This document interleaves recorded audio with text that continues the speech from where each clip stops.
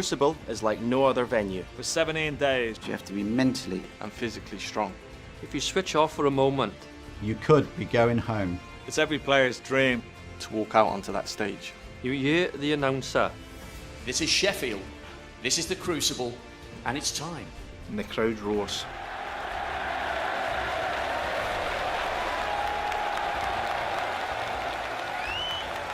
Then silence. It can make or break players. But it can become like a second home. Lifting the trophy can change your life. All the practice. All the sacrifices. To be Betfred World Snooker Champion. to be Betfred World Snooker Champion. To be Betfred World Snooker Champion. Is everything. The Betfred World Snooker Championships. 2022. The drama has yet to be written.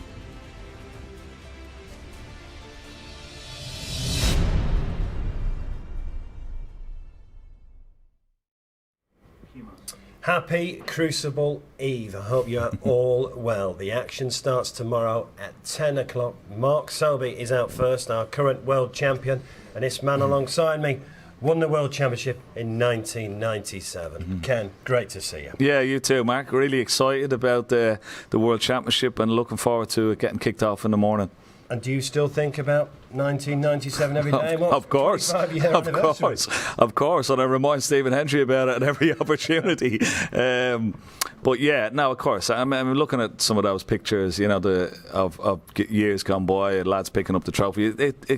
This tournament, this venue is like so special, you know, than any other venue, and particularly because it's the World Championship, but also because of the history and nostalgia attached to it.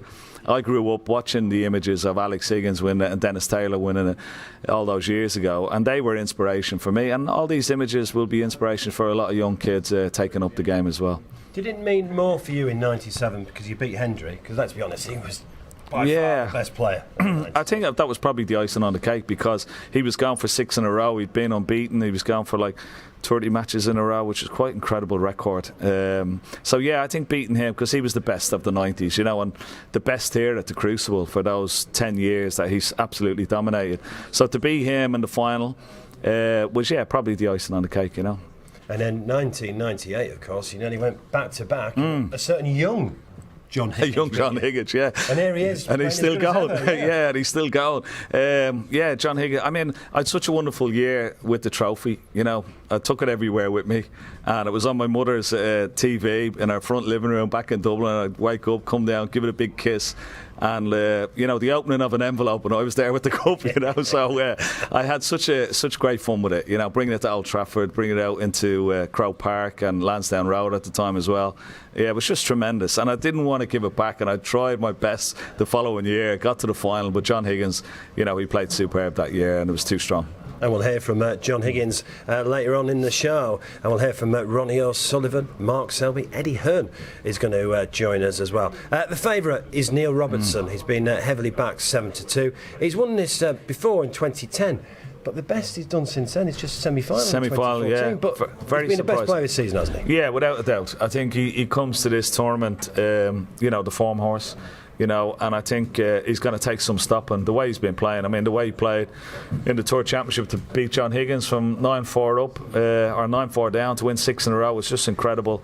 He's won 4 tournaments already this season, and he is the man in form without a shadow of a doubt. However, his record here, apart from 2010 when he won it, is not great compared to some of the other players. And he's also talked about not liking the Crucible.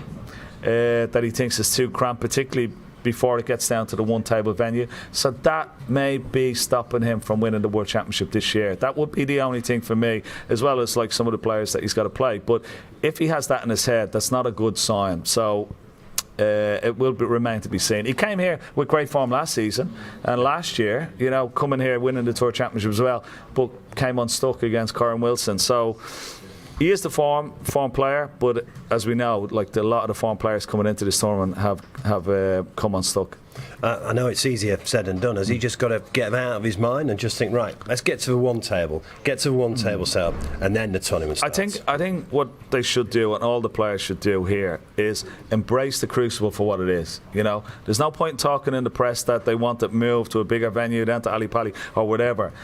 the Crucible is here. It's always going to be the home of the World Championship. I don't think it will ever move. I certainly hope not in my lifetime. And anyway, and Barry Hearn has said that himself.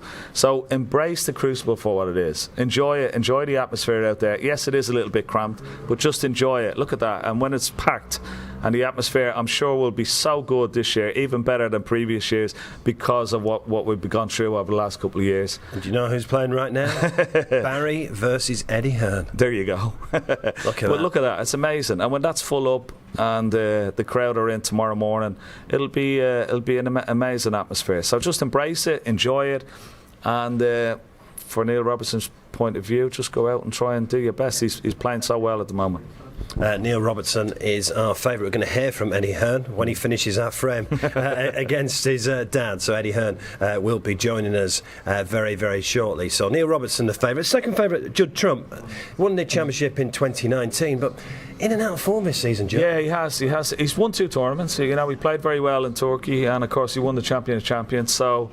Yeah, I mean, but for him, we say he's only won 2 tournaments. Still, you know, in this day and age, when the competition is so stiff amongst the top players, that 2 tournaments is quite a good return. But because he's, you know, won 6 tournaments only a couple of seasons ago, he's playing so well, so consistent. He hasn't found that consistency this year, so he sort of comes here in a different form. But you know, he loves the big stage, you know, and he loves this tournament. He'll want to win it again. He's only won it once, you know, and yeah, I think he could be, you know, he's in one of those quarters as well that could be very, very tough for him. He's got a tough opener, but that might stand him in good stead. Ronnie O'Sullivan is the third favourite at 6-1. Of course, won the championship 6 times. And Ronnie was at the press event today with the top 16. Very relaxed, Ronnie, today. Very relaxed. Yeah, I think he's playing, you know, he played brilliantly in the Tour Championship as well. He's showed a lot of good form this season.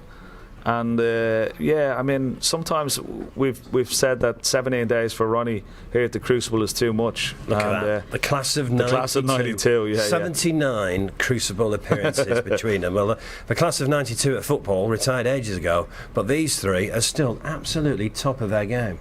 They are, yeah. And those 3 players, I mean, Higgins, Williams and O'Sullivan, are all playing well coming into this event. And, you know, any one of those 3 could possibly walk away with that wonderful trophy that they were carrying there a second ago. So, yeah, it wouldn't surprise me if one of them did win it. Particularly O'Sullivan, who I thought, although he lost 10-9 to Robertson in the Tour Championship, I thought he's playing really, really well. Looks very sharp and looks very, very confident. And that game against Mark Williams was just incredible. Awesome, incredible, yeah, absolutely fantastic. 7-2 for the class of 92 to win. So you've got 3 running for you, of course: Mark Williams, John Higgins and Ronnie O'Sullivan. Ronnie very, very relaxed today, and he admitted to me, we'll hear this a little later in the show, that he should have won more world titles. Yeah, he possibly should have. I mean, there was a couple of finals in there that he lost, semi-finals as well, you know, where he got to the end of you know, the tournament and looked like he didn't want to be here. It was too long of a stretch for him. But I think his mindset is a lot better. I mean, when he did win it here a couple of years ago, when he came back and beat Selby in the semi-final, which was quite incredible, from 16-14. I mean, the snooker he produced there, and the snooker he produced against Corin Wilson in the final, which was exceptional. He didn't give Corin a look in, did he? No, not at all. And he can do that again. But he's got a tough first rounder as well. Yeah. He's got a sort of banana skin against David Gilbert. That's going to be interesting. I think they start out tomorrow afternoon. 2:30. Yeah. I mean, that is box office. Saturday afternoon. Ronnie O'Sullivan, and I said it to him, and you know he gets a bit embarrassed about this kind of thing, but he is still box office. Oh, absolutely, yeah, of course he is. I mean, he's the biggest name in the game, and you know, they'll be queuing up for tickets if they're probably already gone anyway. Yeah. So there's no tickets available for it, but. Yeah, he's box office. He brings something special to the tournament, there's no doubt about that. He has that air of sort of electricity around him when he plays, and of course, you know, when he's in full flow, there's nothing better to watch on a snooker table for sure. And 46 years of age. Hey, look, he's younger than me. He's younger than you as well. 46 years of age. He's world number 1. Yeah, it's quite incredible achievement, really. You know, particularly the way his sort of, you know, other players have been playing, the likes of Robertson and the likes of Trump over the last couple of years. So it's a great achievement to get back up to world number 1, and that might give him a little bit more of a sort of a confidence booster coming into this tournament. But you know, he'll play it down as usual the way he does, and but I think he you know, watched him over very closely over the last few months. He looks to be really, really good. I think he's changed something technically as well, which he's obviously been working on. And he's been scoring. His long partner's a lot better, and I mean, he's done it so many times and worn the T-shirt. So this could be his 7th year winning it, which would equal, of course, Stephen Hendry's record. And we love seeing him potting balls. We love his break building. I mean, he can, do a century in about 3 minutes, can't he? We know how fast he did that 147. But I don't think he gets the credit for how good his safety plays as well. Yeah, that's right. I think his safety is up there with the best for sure. And no, he doesn't get the credit because everybody is sort of mesmerised by the speed at which he plays, and of course the breaks that he makes. And what, are you on a black ball game there? Barry? They're probably playing for a few bob out there. I hope they don't rip the cloth. Whatever they do, the table fitters will have an absolute nightmare, you know. Oh, I think there's not just pride. There's a good chance there might be 10 quid on this, isn't there? They definitely have something on it. Maybe dinner. Eddie will be joining us very, very shortly after he's finished his frame. How has he missed that? Well, that's the pressure of a Crucible, isn't it? It can get to you and can do funny things to you, can't it, Ken? It certainly can, yeah. I know all about that. Yeah, look, this place is quite incredible. You mentioned the Crucible. I don't know, it seems a strange old place. As soon as you walk into it, you can just sort of feel the history, can't you? Yeah.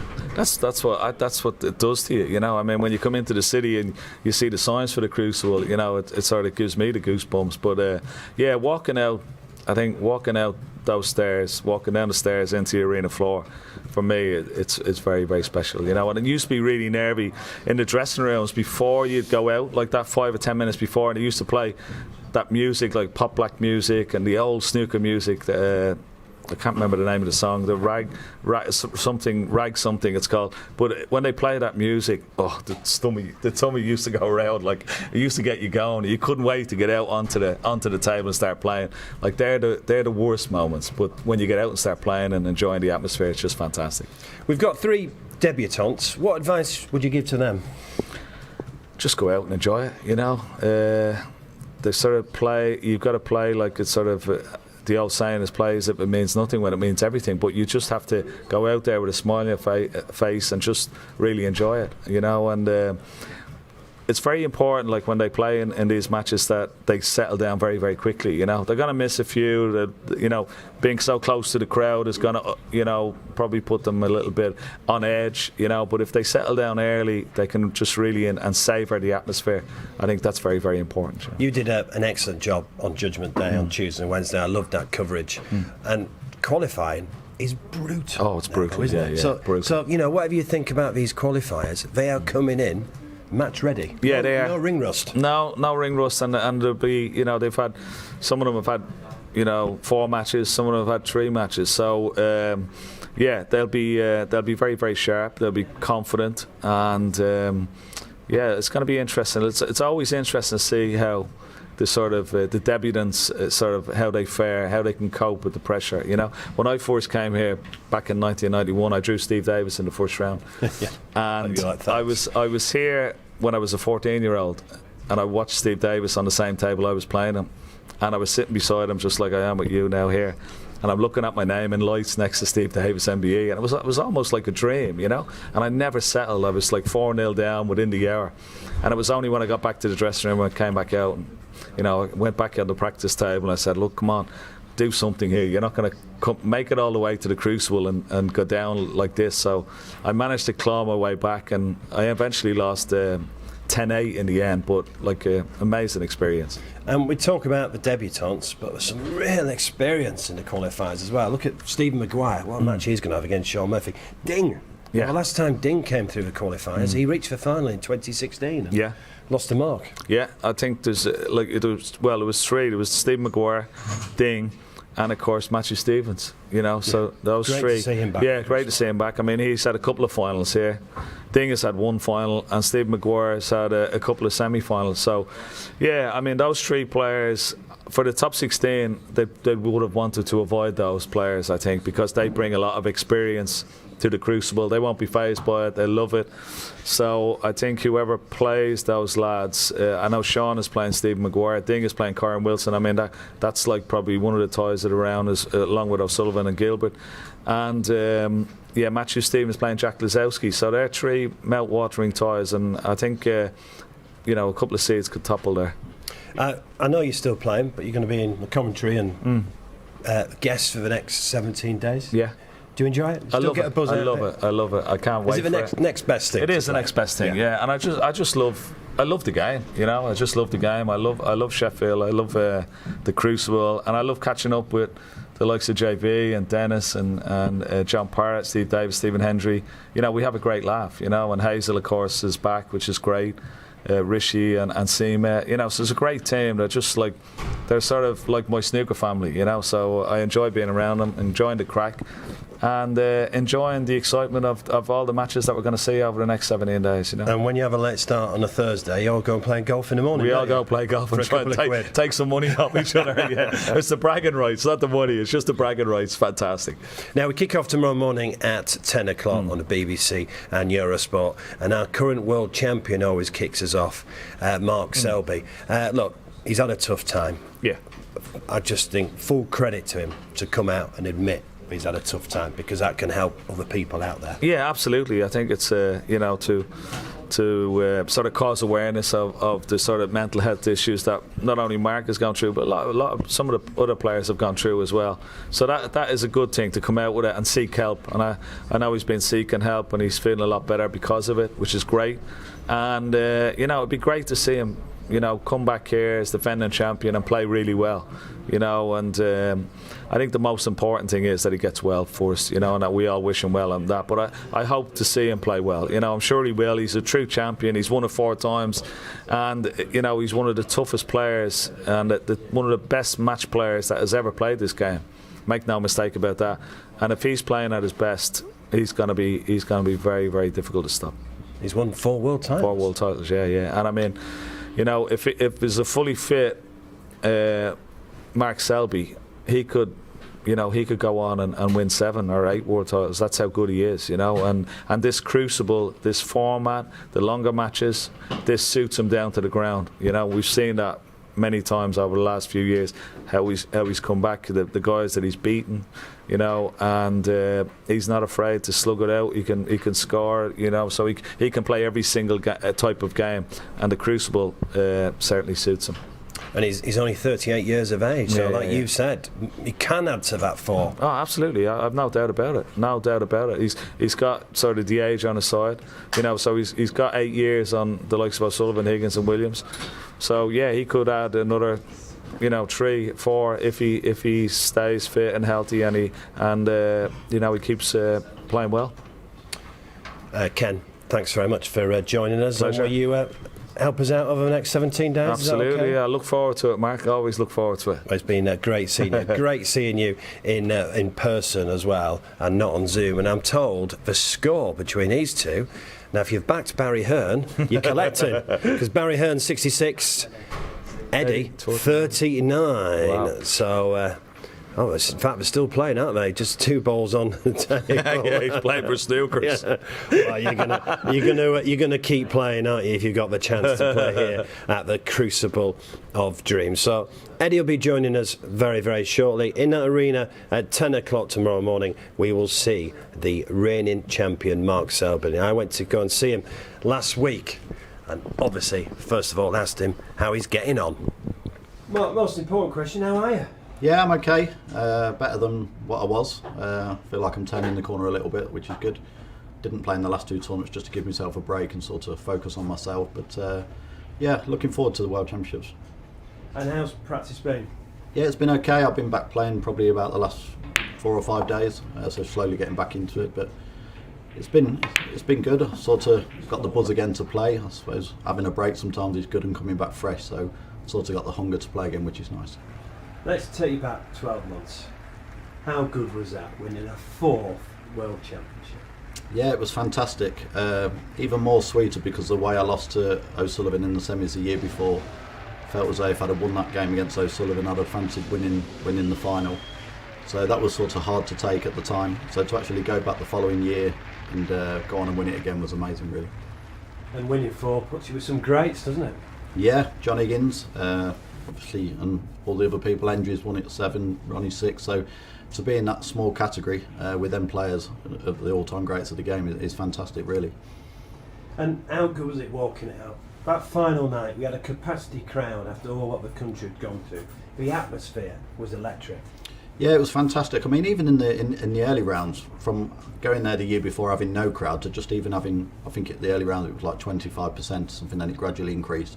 And to get to the final walking out in front of a full house, like I say, having known what we've experienced for the last 18 months previous to that was something that I'll remember for a long, long time. The first one is always going to be the most special.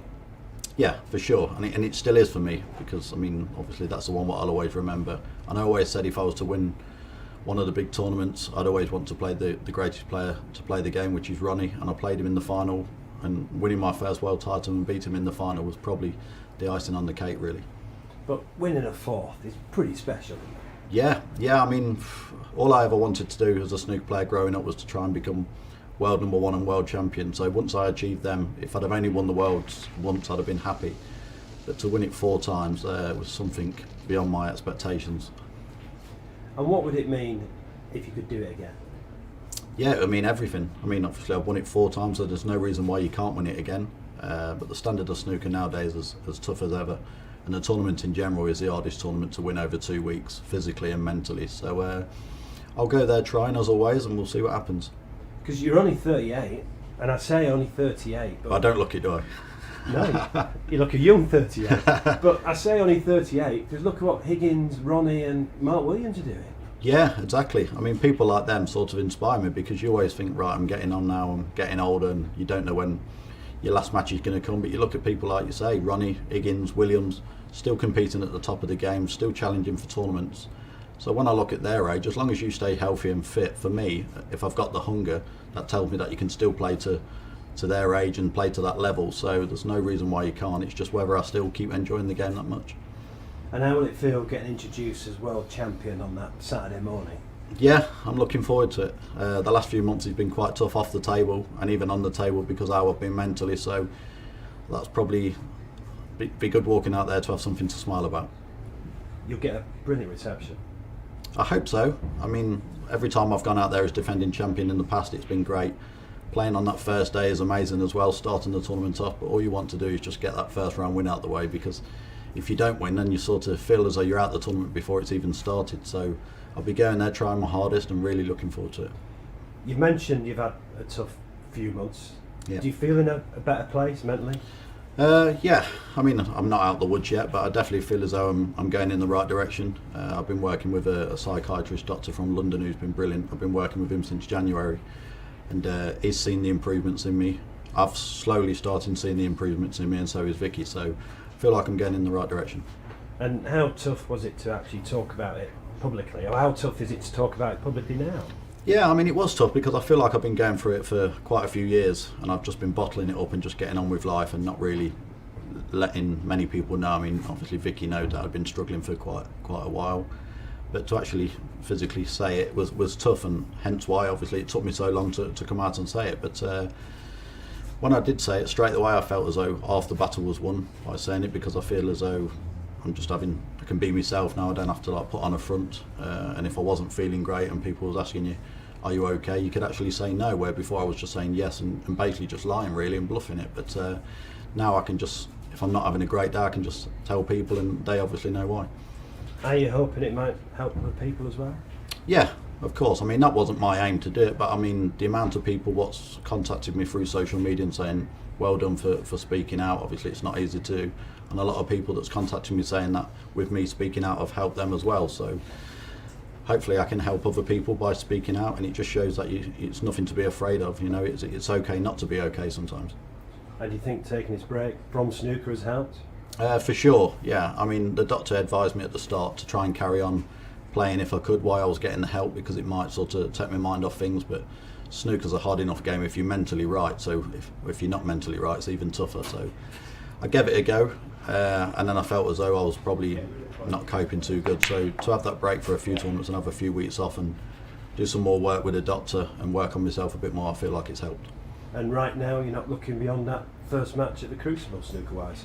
Yeah, not at all. I mean, obviously, going through what I've gone through, obviously I've realised obviously there's more to life than just snooker, and I just want to try and go there and just enjoy it, if anything. If I win, great. If I don't, then the most important thing is your health and myself. So, and that's what I've been working on. And how important has the family been during all this? Yeah, they've been great. I mean, Vicky's been a rock ever since I've been with her, you know. Obviously, like, whenever I've been down, she's always been there. All your close friends and family have always been there at the end of the phone. So I've got all the right people around me, which is nice.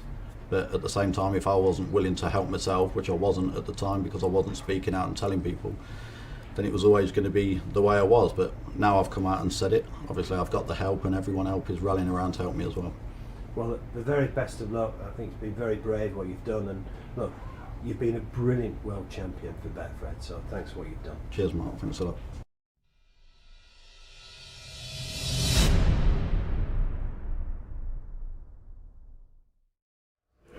And a best of luck to Mark Selby. He kicks it off at 10 o'clock tomorrow morning against Jamie Jones. And thanks, he's been a brilliant world champion for us, the sponsors, Betfred, the whole year. Right, I'm delighted to welcome to the media room Eddie Hearn, Matchroom Group Chairman. Is that the correct title these days? Apparently. I mean, the old man says he's stepped down, but as we all know, that's a load of rubbish, really, isn't it? And just had, well, I was going to say the pleasure of playing a frame with him at the Crucible just now, but lost. And I am, like, if you knew our family, here we are. There we go. Look, I'm actually devastated. I mean, actually, once they edit this hour 10 minutes, you could actually get some half decent shots. So an hour 10. I think the record is it Mark Selby, Mark Orfu? That was an hour and 15.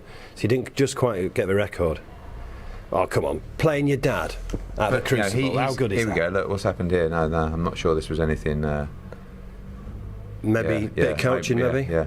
I mean, his highest break, so he claims, we all know he's a bit of an exaggerator, 90 apparently. I mean, I think he got to 12 out there, and he seemed very pleased with that. So I'm not sure the 90 really exists, but it was a great experience. And actually, genuinely, shows you how difficult this sport is. I mean, I spent years, obviously, growing up, watching my dad here, watching Steve, who's my godfather, literally, like, you know, from a Sunday night with my nan and granddad in the living room, and you realise how difficult this sport is. There's a big debate, isn't there? What's more difficult, 147, 9-dart, or a hole-in-one?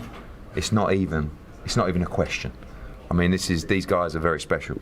Oh, come on, just playing your dad here. Come on, must be brilliant. Yeah, I mean, it was brilliant, but we lost. And it was nice to see him walk out, because obviously, you know, for me, my memories of the Crucible are watching it as a kid from home, because obviously we had a vested interest in who was playing, and it was something that we would never miss as a family, as many families wouldn't. Well, I think your dad's still talking about it now. He'll talk about it now, tomorrow, Sunday over lunch, and that's what will be the most painful thing about everything, is because he will talk about this frame the entire Sunday lunch. So, but it was a great experience, and see his eyes light up when he walks in here. This is how, you know, this is obviously his passion is snooker, my passion is boxing. Yeah. I still love snooker, but it's how I feel when I go to even York Hall or to Wembley Stadium, you know, or to Manchester Arena tomorrow night.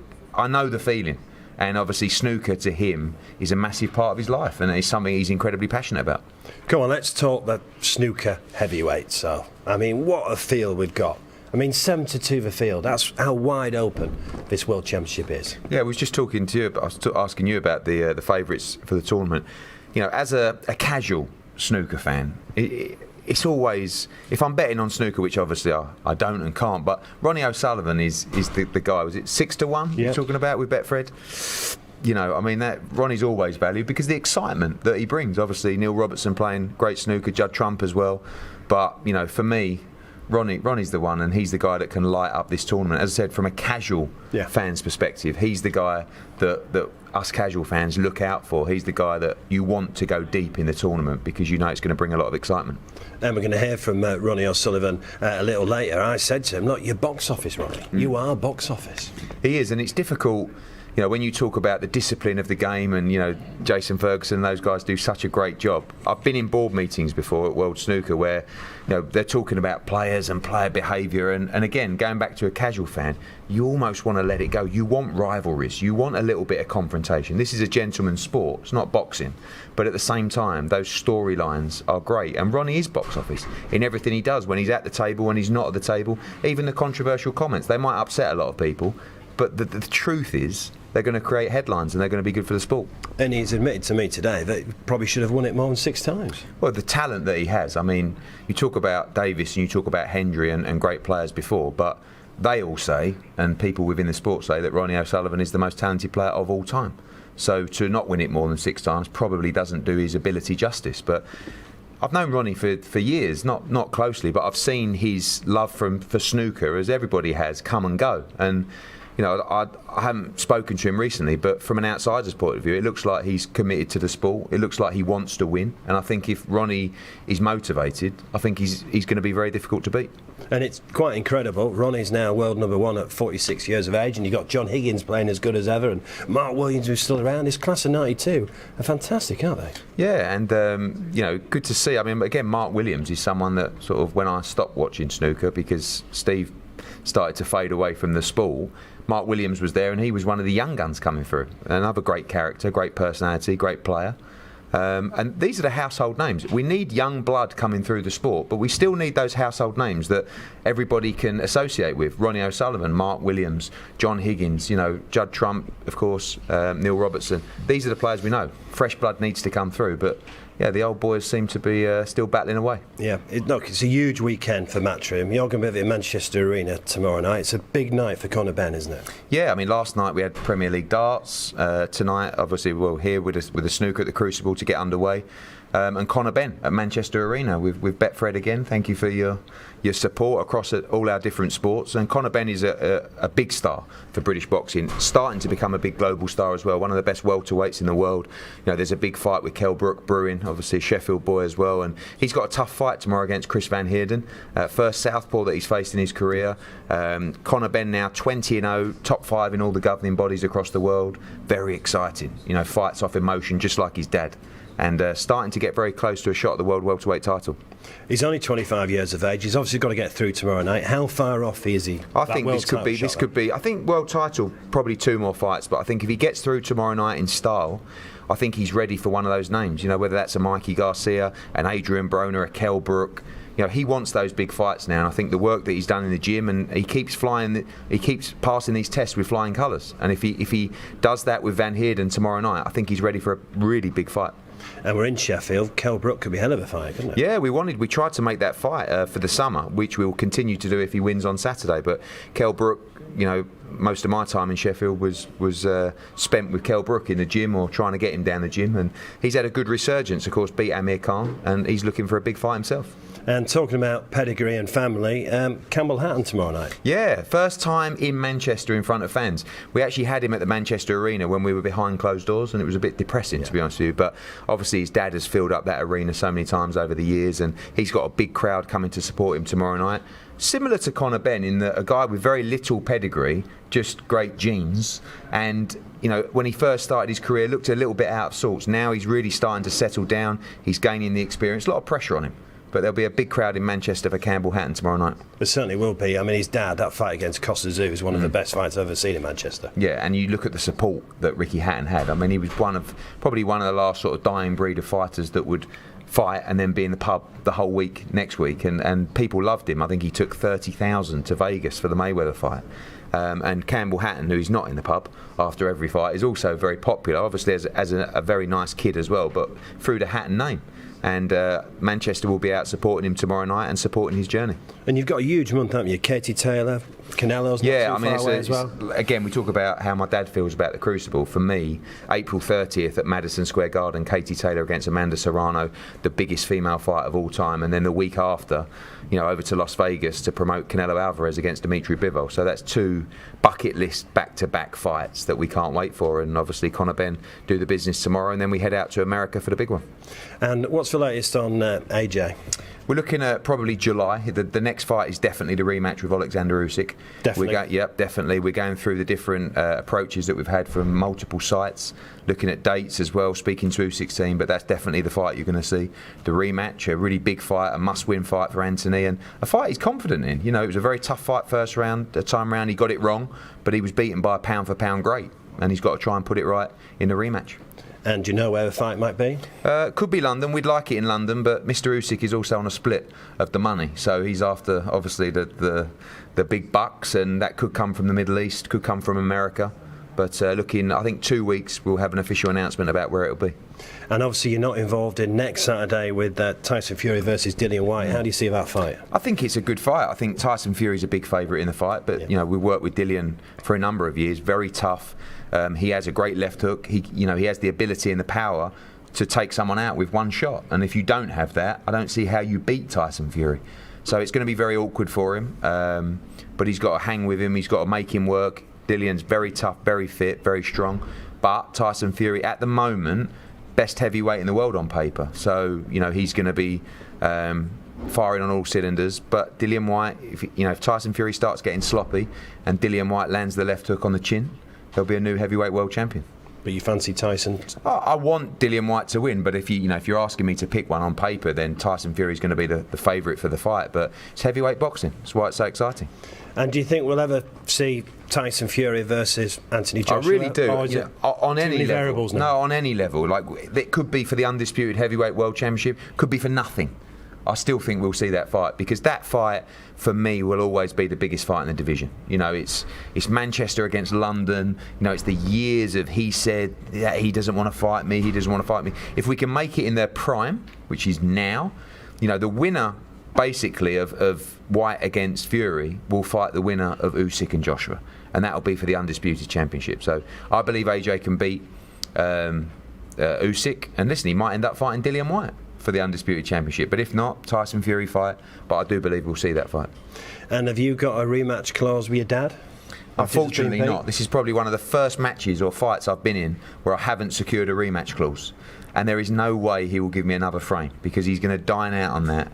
You have to understand, like, our background when we're playing. You know, you've got the parents that if you've taken 9 penalties and your child hasn't scored in 9 penalties and you're taking the last one, you might dive over the ball. Not him. He'd be tipping it round the corner. You know, in fact, he played my daughter the other night at table tennis. He plays there every Sunday. She lost 21-19. It's the closest she's been to beating him. She's 12. He was diving on the floor, and when he won the match, he screamed, "Get in there!" And she's looking at him saying, "This guy's, you know, he's on another level." That's how we grew up. You don't get given anything. You got to earn the victory. And I lost out there today, and it's going to hurt. Well, thanks for joining us. Enjoy the snooker and enjoy what's a huge month for Matchroom boxing as well. Thanks a lot.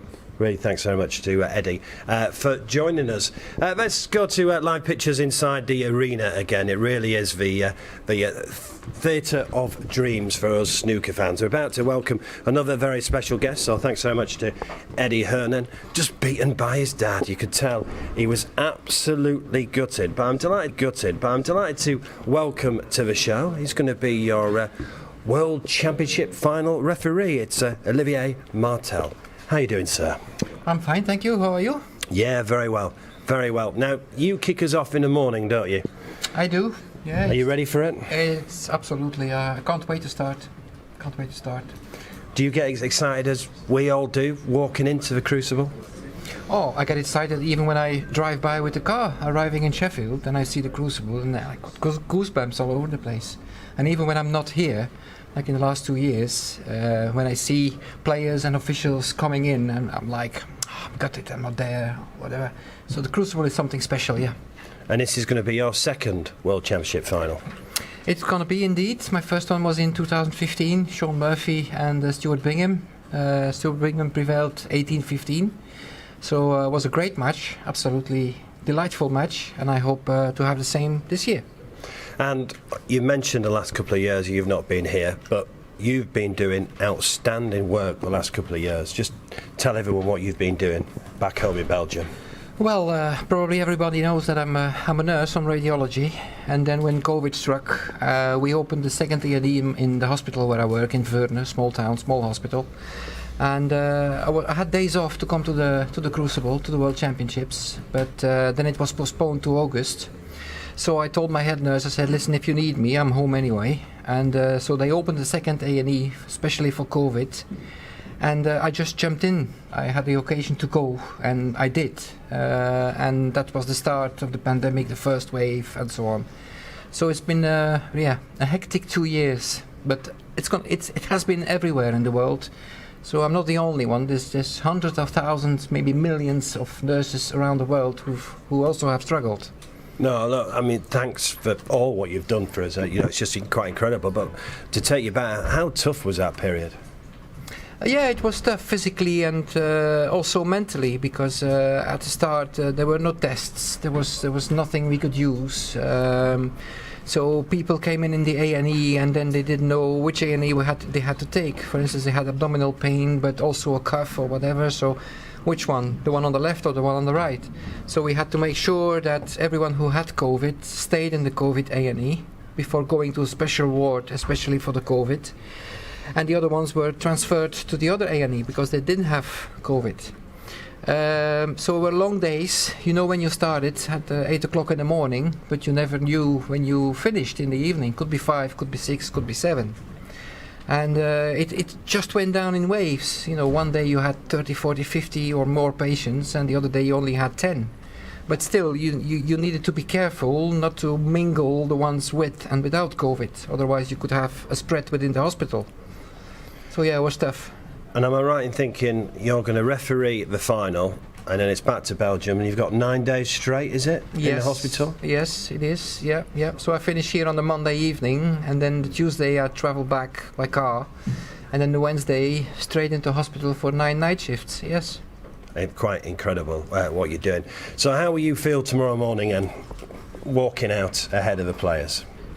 Well, it's always a special feeling, to start, because when you start the tournament, the World Championships on table 1, the Saturday at 10 o'clock, then you know that 17 days later you're going to go down those stairs on a single table situation and referee the world final.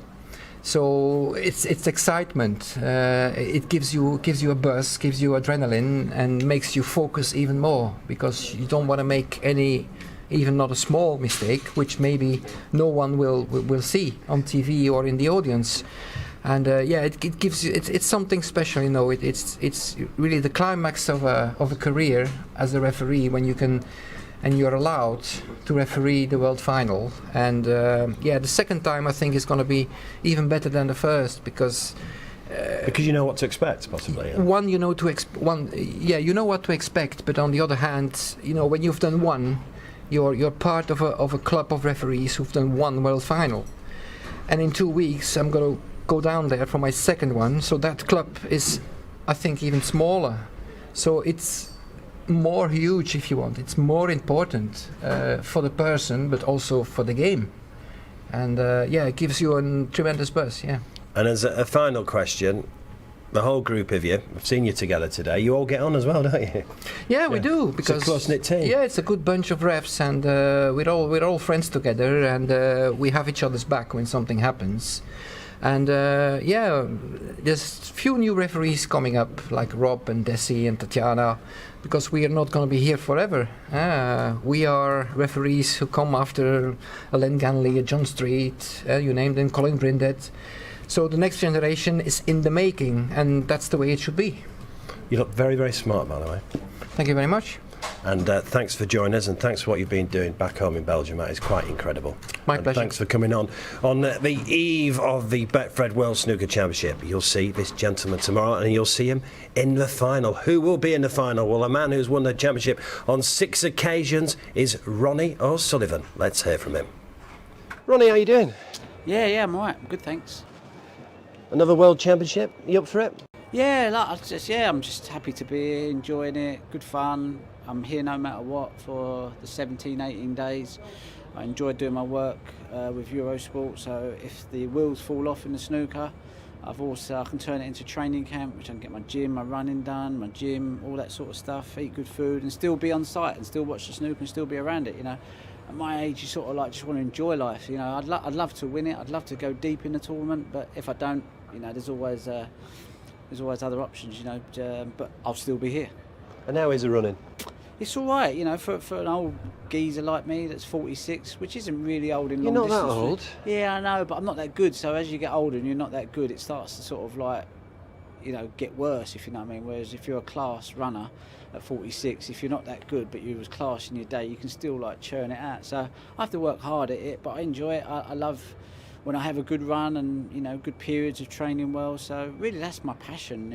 And because of COVID, it got me back into running because couldn't go to any gym. So yeah, something bad, something good's kind of come out of it, I suppose. There's some cracking places to run round here as well, isn't there? Yeah, you got the peaks here, so sometimes, you know, start off in Sheffield and end up in the Peak District, and then other times I take a 10-15 minute drive and we go and find one of them, the peaks there, and we run up that. So yeah, no, it's great, you know. So any day off I get off, I'll definitely be exploring the Peak District a bit more. I mean, you've been coming to Sheffield for a long time now, haven't you?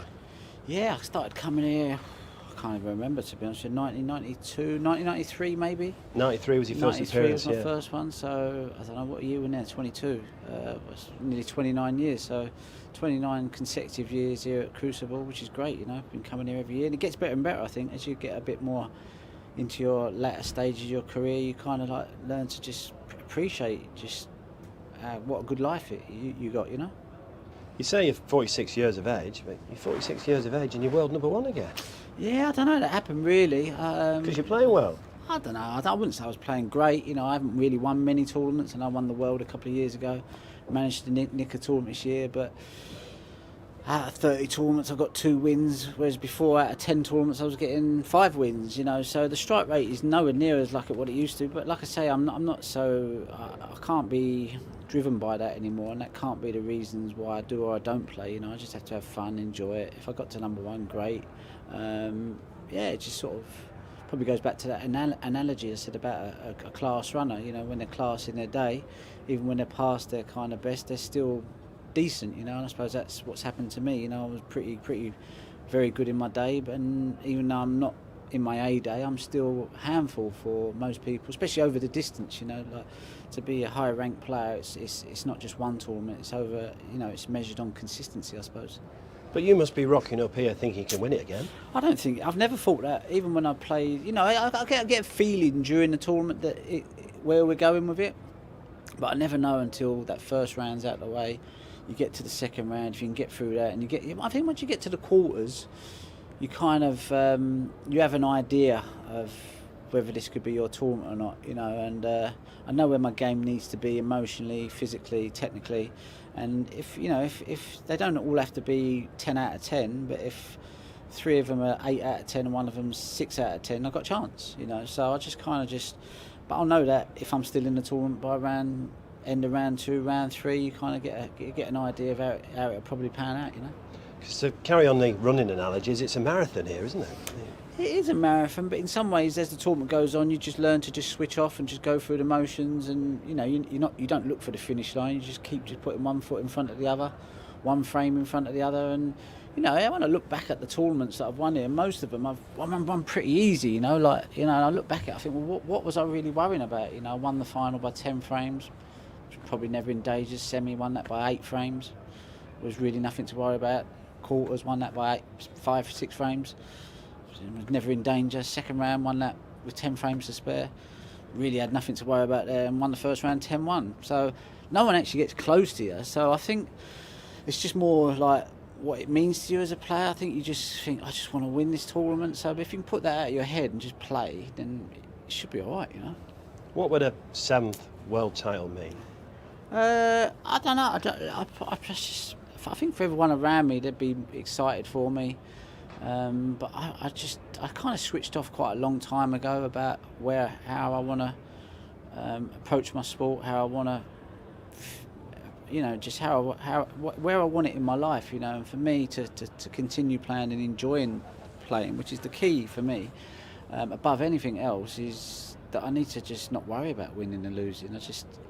And whereas before I thought there was quite a few tournaments, there's not enough. It's like, I don't want to go home. Can we just have some more tournaments, please? Really? Yeah, because I've got myself set up in such a way now where everything's all been taken care of off the table, and I'm like, I've got all the time in the world, and I'm like, I can really just play now just because I want to play, and whether I win or lose really don't matter. So I'm like, whereas before I was like, there's a lot of tournaments. I'm like, can we have some more tournaments? It's like, I don't like the thought that this is the end of the season. I just wish we would just, if I could play in Q School, I probably would. That's the truth, yeah, because I just have fun with it. Do you realise you're still box office? I don't. It's a difficult one to sort of like. I wouldn't want to be, not for me to say. I do look back on some of my previous stuff because I think you do as if you're looking to develop as a player or see what you was doing good then compared to now, you do look back over old stuff. And I must admit, when I watch some of my stuff, I just think, wow, I didn't really think I was that confident. I'm actually look quite confident. I look quite like I know what I'm doing out there. I look like and that was quite a nice break, and that was a good safety shot. I always thought I was a bit of an amateurish at safety in my long pot, and I always doubted my long pot. Now I'm sinking a few in, and I'm playing. My break building's really good. And I just think, actually, like, it's good to look over that, and because when you're out there doing it, it's really hard to judge yourself or see where you're at. So sometimes it's good to look back on it, and I do actually look back at it and think, I'm all right. I've done all right. I look pretty good out there. I'm not surprised by the achievements that I've got in the game by watching the way I play the game. And 29 years on, you're still up for it, aren't you? Yeah, always up for it. I'll always be a competitor. I can't ever get that out of me. And I was just saying to Steve Dawson today, because we was coming up on the train together, I said, actually, the way I am now is where I've kind of got it in such a good way that I'm just playing because I want to play. Everything else is kind of being looked after, and it allows me to just switch off. I said, if I could have been like that 25 years ago, I'd have probably done even better, because I think I was trying too hard. I wanted it too bad. I think you can want it too bad sometimes, and now I want it just about the right amount. I think I can deal with the losses and take the wins and accept them for what they are and move on quicker and not dwell on them. So I think I'd advise any snooker player to try and enjoy it a bit more, and not put so much pressure on themselves, and try and not want it too bad, because it will come to you if you're good enough, So final question then, what you've just said, do you sometimes wake up and think, I should have won more World Championships? Yeah, definitely. If I could have my career over again, I would have won more tournaments, without a doubt. But, at the time, you just do what you thought was best. I tried to develop as a player, I tried to develop in many different ways. It didn't happen overnight. It took me a bit longer. I always said I probably lost about 7-8 years of my career, 9 years of my career, really, where I've had things going on off the table. Not making excuses. That's just how it was, I probably lost 10 years where I didn't apply myself, or I couldn't apply myself, or wasn't in the right place to apply myself, but I kept playing. I would have probably done better, but I'm here. I've survived it, I've come through it, and I look back at it and I think, I'm all right, mate. It's made me the person I am. I'm a strong character. I can come through stuff, and nothing phases me. Nothing. I'm not worried about anything. Any obstacle you put in front of me, I just know I'm not even gonna go around it. I'm going through it. So I think it gives you a much more stronger character when you haven't had it so easy. So I take them as blessings in many ways. Well, lovely seeing you, and the best of luck. Thank you. Cheers, Mark.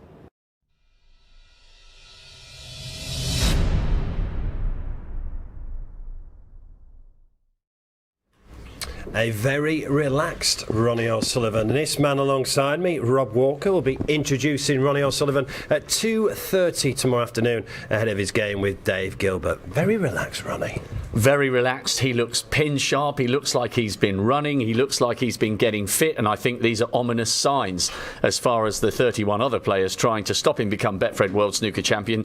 I think Ronnie looks in the mood and he looks up for it. And he admitted to me he should have won more than 6 world titles.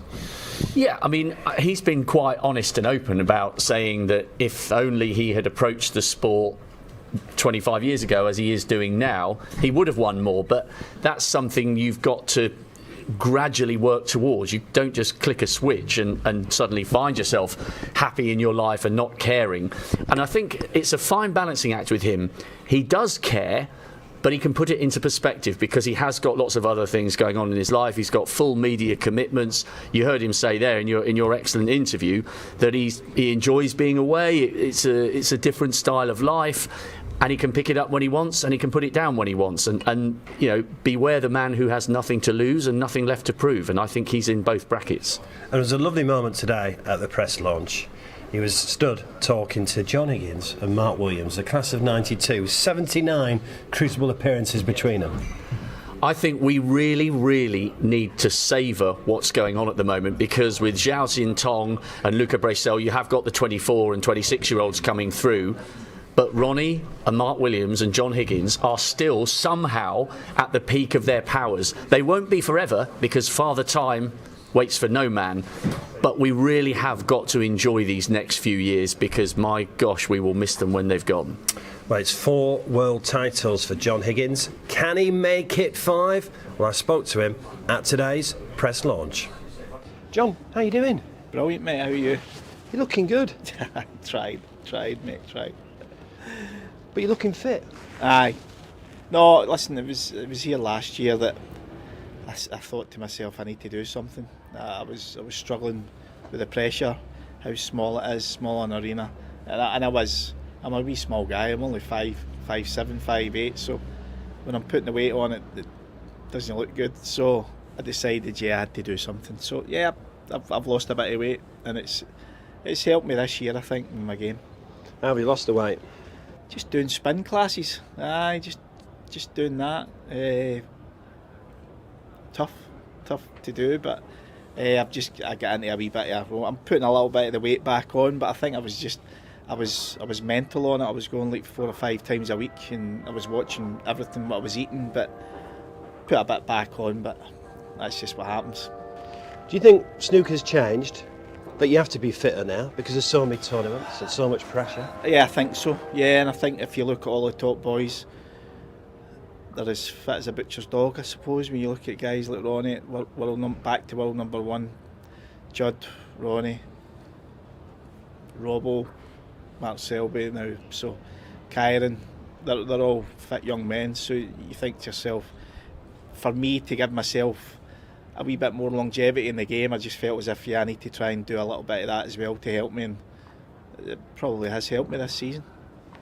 Have you got over that Tour Championship yet? Yeah, it's finished. Yeah, it's done.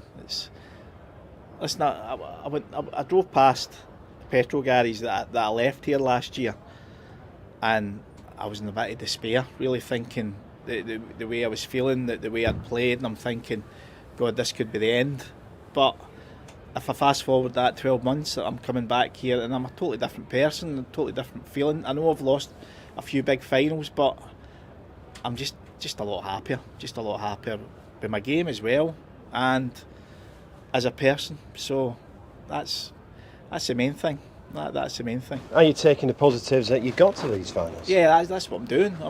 Because if I don't, you can obviously wallow in self-pity and think, that happened, this happened, the next thing happened. I'm proud that I'm getting to these finals at this stage of my life, really, when in previous years, players at my age, you wouldn't be doing that. But our generation bucking the trend. You've got Ronnie back to number 1, you've got Mark Williams playing better than he's ever played in my eyes, and myself, I'm getting to a lot of these finals. So no, I'm delighted I'm still up there competing. We call you the class of 92. Well, the class of 92 footballers have all hung up the boots. So how come you 3 are playing so well?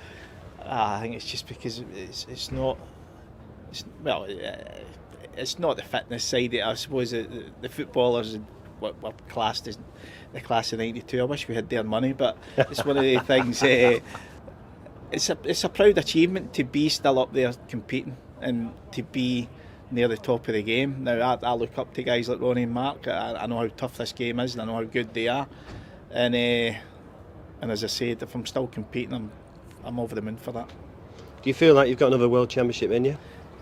Aye, I'd love to say yes. I really wouldn't, and I think I have, but it's tough. There's some great players playing an unbelievable standard that I'm going to have to keep my standard up for the whole 17 days, which is easier said than done. But I'll keep trying. But you're one of the best competitors to ever grace the Crucible. You never give up, do you? No, I don't. And I think you can look at all the top players.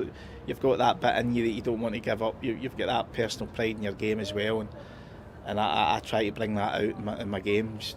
A gritty Scotsman, I suppose that's the way we are. And, I think I'll be like that to my dying days playing snooker, so I'll keep trying. You've won 4 world titles, so when you walk in here, does it feel a bit special? Does the air feel different or something like that? Or what is it? Can you put your finger on it? It's always nice. It's always a beautiful summer's days when you drive in here. It's just that every year, I think I've been coming, this is my 28th year, I think, and every year is the exact same feeling. You still get the same butterflies.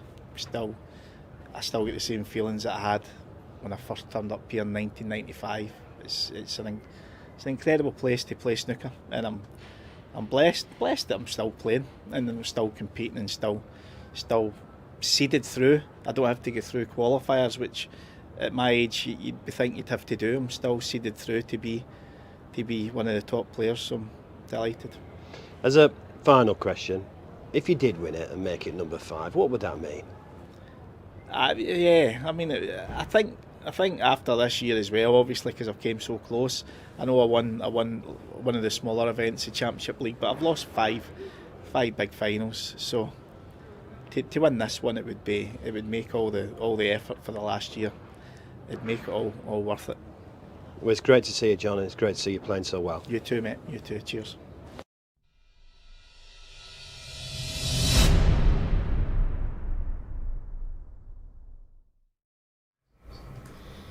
Personally, I think John Higgins can do it and make it 5. He's playing fantastic. I know he's had the losing finals this year, but he's playing very well, isn't he?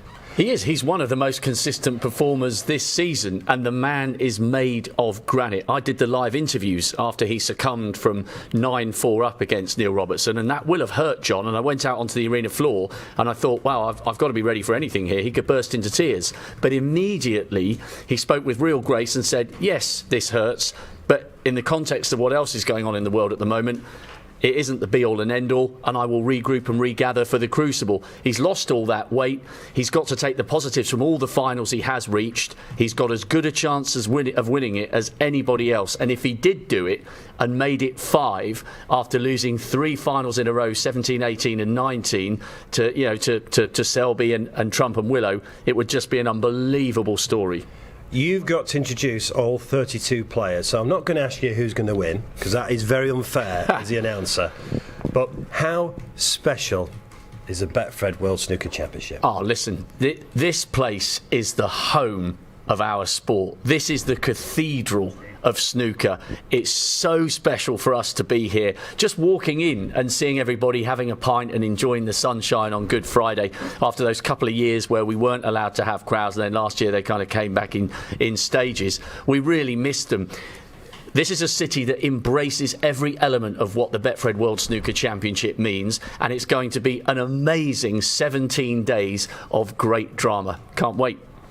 Thanks so much for joining us, Rob. Can I just take this opportunity to thank all the staff who work so hard to put the show on the road. All the Crucible staff, all the BBC, the Eurosport staff, the journalists in here, the World Snooker staff who work so hard to put this fabulous tournament on. Thanks for watching. You stay classy, snooker fans.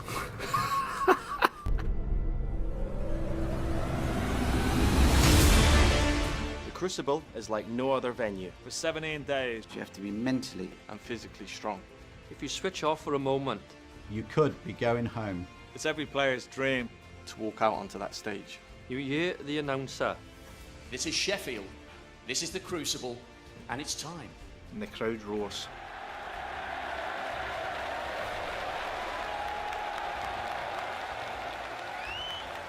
Then silence. It can make or break players. But it can become like a second home. Lifting the trophy can change your life. All the practice. All the sacrifices. To be Betfred World Snooker Champion. To be Betfred World Snooker Champion. To be Betfred World Snooker Champion. Is everything. The Betfred World Snooker Championships. 2022. The drama has yet to be written.